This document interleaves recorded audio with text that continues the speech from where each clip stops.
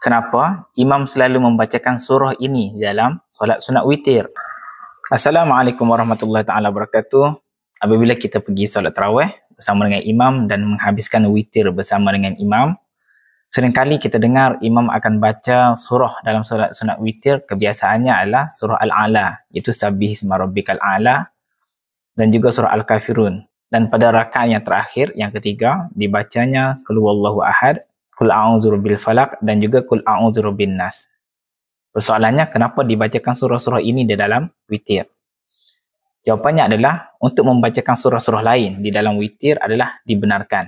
Tetapi surah yang saya sebut ini adalah kerana ada anjurannya di dalam hadis Nabi SAW. Itu hadis yang diriwayatkan oleh Ubay bin Ka'ab yang berbunyi, wa an Ubay bin Ka'ab qala kana Rasulullah SAW yutiru bisabbihisma rabbikal a'la wa qul ya ayyuhal kafirun wa qul huwallahu ahad, rawahul Abu Dawud. Yang bermaksud daripada Ubay bin Ka'ab radhiyallahu anhu berkata, Rasulullah SAW selalu berwitir dengan membacakan Sabbihisma Rabbikal A'la, Qul ya ayyuhal kafirun, dan Qul huwallahu ahad. Hadis sahih riwayat Abu Dawud. Imam As-San'ani di dalam kitabnya Subulus Salam, syarah kepada Bulughul Maram, ada mengatakan bahawasanya rakaat pertama dibacanya surah Al-A'la, iaitu Sabbihisma Rabbikal A'la. Rakaat yang kedua dibaca Qul ya ayyuhal kafirun, iaitu surah Al-Kafirun, dan rakaat yang ketiga dibaca Qul huwallahu ahad, iaitu surah Al-Ikhlas. Di samping itu, adanya hadis lain yang diriwayatkan oleh Aisyah yang berbunyi, an Aisyata radhiyallahu anha wa fihi kullu suratin fi rak'atin wa fi akhirati Qul huwallahu ahad wal mu'awwizataini.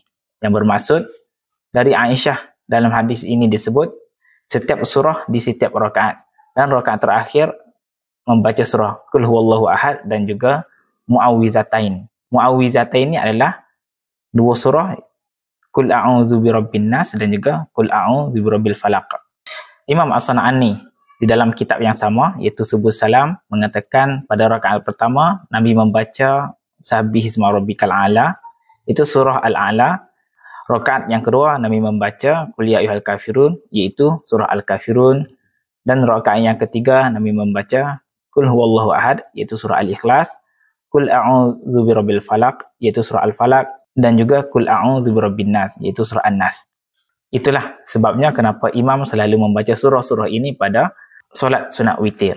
Jadi sekadar itu saja perkongsian kita pada kali ini. Kita jumpa lagi pada VTT yang akan datang. Jangan lupa jemput follow saya untuk info-info sirah